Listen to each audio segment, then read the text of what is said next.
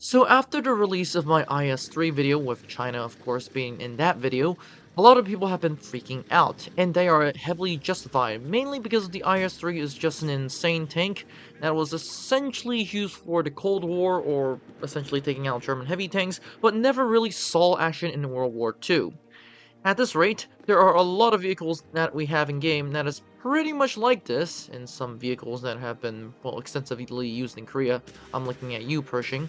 But that said, without further ado, there are some vehicles that have been in game and are pretty insane.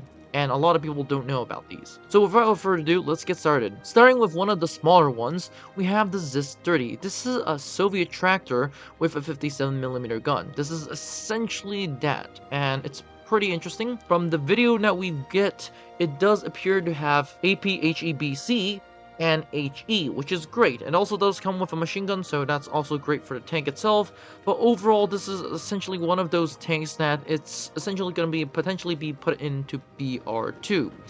That said, the Germans also do have a certain variant of this. This is essentially a SDKFZ 25110. This is essentially what appears to be a German SDKFZ mounted with 37mm gun. Now, the thing that most people don't know about this tank is the fact that this is essentially just a SDKFZ, potentially a half-track, with a gun, which is, if you ask me, great. That said, this weapon also does come with APHE and HE, which is just great, so that's that. Moving on, we have another heavy weapon, and this is the ISU-152. As the name suggests, this is a tank with a 152mm gun for the Soviet Union. This historically was to use against anti-tank and essentially an SPG, essentially driving up to the enemy bunker and blasting its way out of the, well, bunkers. And this was pretty effective. This gun does come with APHE and HE, and from what I've seen, this thing can take out multiple tanks, of which most of them are heavier tanks, so that's great. The Germans respond in kind with the Yak Tiger. Now, if you don't know what the Yak Tiger is, it is essentially a German tank from the Tiger chassis, and just give it a huge amount of armor and, like, big gun. To be exact, the Yak Tiger has a 12.8cm Pak 44 L55 gun. This thing is essentially the definition of insane. I have no doubt that it will easily penetrate an IS-3, and the frontal armor of this thing is also insane. That said, it does have APC, which is great, and HE, which is also pretty good, so it can both take out infantry and tanks. Very well, might I add. The biggest issue is that it is pretty slow and is massive, so against American fighter bombers, you are pretty much guaranteed to die. On the smaller side, we have the Shom Panza.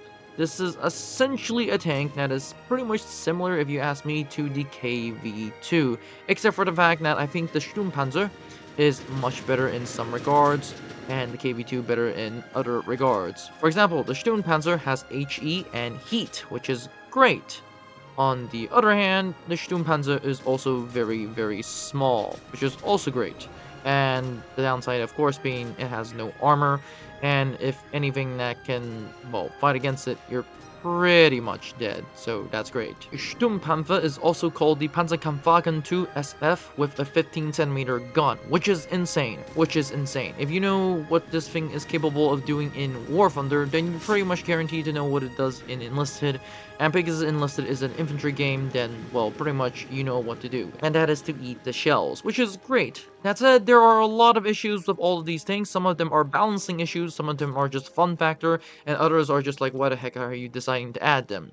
The tanks I have issues with is the Yak Tiger and the ISU. Most likely the ISU is not going to be that big of an issue. The Yak Tiger probably is because mainly of the frontal armor. The frontal armor of the Yak Tiger, believe it or not, is actually more than the Tiger, which is great, if you ask me. That said, here are just some of the stuff that we have in-game. And of course, there are a lot of SPAA in-game, such as the Whirlwind, but if you haven't noticed at all, I highly suggest that you just go to the mod editor and check. If you guys want a video about the Whirlwind and other SPAA, some of them are British SPAA, then I highly suggest that you comment, and I essentially can make a video for that. But without further ado, this video has been made possible for the friends at Discord. If you haven't liked, subscribed, or joined the Discord, highly suggest that you do. But that said, have a great day, and I'll see you in the next one.